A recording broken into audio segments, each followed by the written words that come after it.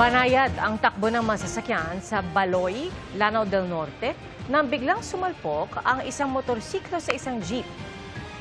Sa isa pang video, makikita nag-overtake ang rider bago bumangga sa jeep sa kabilang lane. Nagpapagaling na sa ospital ang rider at sinusubukan pang kunan ng pahayag ang mga sangkot sa aksidente. Lubog pa rin sa baha ang ilang lugar sa Mindanao matapos ang walang tigil na pag-ulan. Sa Davao Occidental, nawasak ang bahagi ng dalawang tulay dahil sa ragasan ng tubig sa ilog. Nakatutok si Efren Mamak ng GMA Regional TV. Malakas na ragasa ng baha ang bumungad sa barangay Bagumbong sa Mamasapano, Maguindanao del Sur. Ang mga kalsada, ilang araw ng lubog sa baha dahil sa walang tigil na ulan. Pati mga bahay, pinasok na ng tubig. Pahirapan din ang mga sasakyan sa pagdaan sa kalsada. Ayon sa mga residente, may ibang barangay na abot tuhod hanggang bewang na ang baha. Ngayong araw po, pangatlong araw na po ng baha sa Mamasapano. So lahat po ng barangays ng Mamasapano sa lubog na po sa baha. Nakaantabay ang mga rescuer at kawani ng MDRRMO sa mga bahaing barangay. Nagsagawa naman ng aerial survey ang Office of Civil Defense sa mga binahang lugar sa Maguindanao del Sur. Nakikipag-ugnayan din sila sa PDRRMO at MDRRMO para ma-monitor ang sitwasyon at makapagbigay ng emergency operations. Bumigay naman ang isang bahagi ng Manguile Bridge at Lawayon Bridge sa Jose Abad Santos, Davao Occidental. Lumakas ang agos ng ilog matapos ang pag-ulan simula kahapon. Hindi madaanan ang dalawang tulay na nagkokonekta sa kanila at sa bayan ng Don Marcelino. Yung mga approach niya kasi hindi siya sementado. Yung gawa ng DPWH kasi is parang nakatambak lang yung lupa, and then because of the mabilis, malakas na agos ng tubig, nadala po yung lupa. Nagsagawa na ng clearing operation sa lugar. Payo ng LGU sa mga motorista na maghanap muna ng alternatibong ruta para makatawid. Sa ngayon, nagsasagawa na sila ng assessment para agad itong masolusyonan. Bukod sa mga naputol na tulay, nawalan rin ng kuryente sa buong bayan. Ayon sa Pag-asa, ang mga ulan sa Mindanao ay epekto ng pag-iral ng Intertropical Convergence Zone o ITZZ. Para sa GMA Integrated News, Efren Mamak ng GMA Regional TV, nakatutok 24 oras. Mga kapuso, dalawang weather systems ang nagpapaulan sa iba't ibang lugar sa bansa ngayong araw. Ang sa Pag-asa, Intertropical Convergence Zone o ITCZ ang nagdadala ng maulap na panahon na may kalat-kalat na pag-ulan sa Mindanao, Eastern Visayas at Palawan. Easterlies naman ang nakakaapekto sa Metro Manila at natitirang bahagi ng bansa. Sa rainfall forecast ng Metro Weather, posible ang light to heavy rains bukas sa Palawan, Quezon, Camarines Norte at Camarines Sur. Light to intense rains naman ang posibleng maranasan bukas sa malaking bahagi ng Visayas at Mindanao. May chance ring umulan bukas sa Metro Manila. Mga kapuso, naka-alerto po ulit sa COVID ang Department of Health kasunod ng mga ulat ng pagtaas ulit ng kaso ng mga tinamaan ito sa ilang kalapit na bansa. Nakatutok si Dano Tingkungko.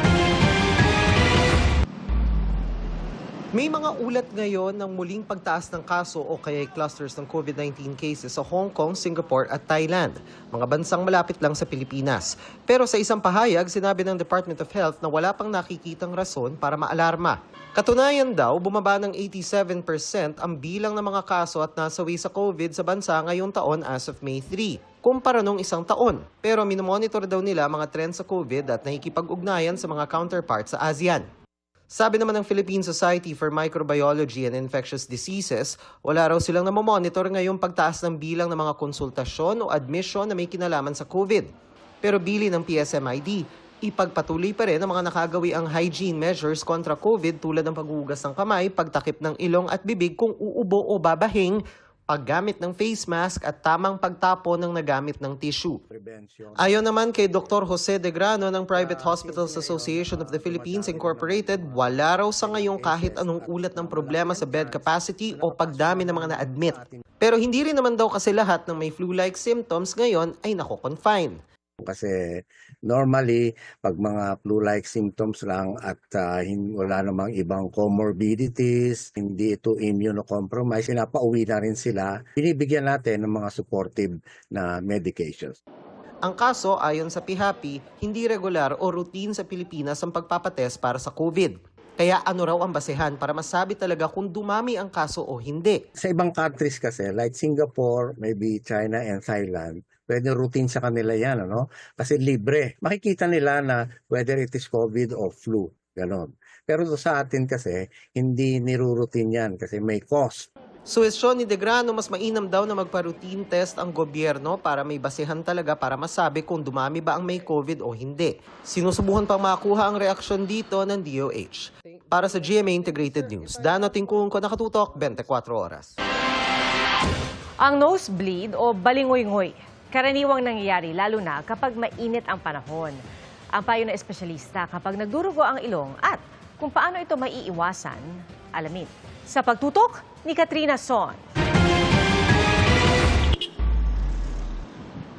Araw-araw nakamotor papasok ng trabaho si Angel Facun. Pero kamakailan, dumugo ang kanyang ilong.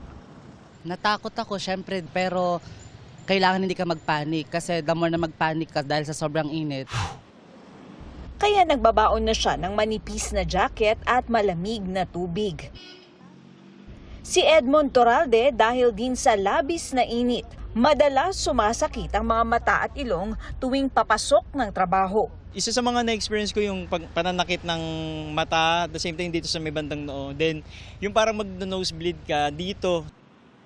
Ayon sa isang espesyalista, tuwing mainit ang panahon, lumuluwag daw ang blood vessels ng ilong at mas madali raw pumutok ang mga ito. Kapag mainit kasi ang panahon, tumataas yung temperatura ng ating kapaligiran. Matutuyo rin yung hangin dahil dito natutuyo rin yung loob ng ilong natin. Kapag ito ay nagiging manipis tsaka marupok, mas madalas itong mag-crack o pumutok. Kung mangyari ito, ang dapat daw agad gawin, umupo ng tuwid, bahagyang yumuko para hindi mapunta ang dugo sa lalamunan. Sa ganyang posisyon, pisilin ang ilong. Ituloy ito hanggang huminto ang pagdurugo. Pero kung mahigit 20 minuto na at hindi pa yan maaampat at may ramdam ng hilo, panghihina, pamumutla o hirap sa paghinga at lagnat, agad magpakonsulta sa doktor. Bukod dyan, Iwasan ang pagsinga ng malakas, no? Iwasan ang pagkamot o pagkutkot sa loob ng ilong. Ugaliin po natin mag-hydrate. Meaning, uminom po tayo ng maraming tubig para hindi matuyo ang mga mucous membranes. kung madalas matuyo ang ilong, maaari raw gumamit ng saline nasal spray at iwasan ding mababad sa matinding init ng panahon. Para sa GMA Integrated News, Katrina Son, nakatutok 24 oras.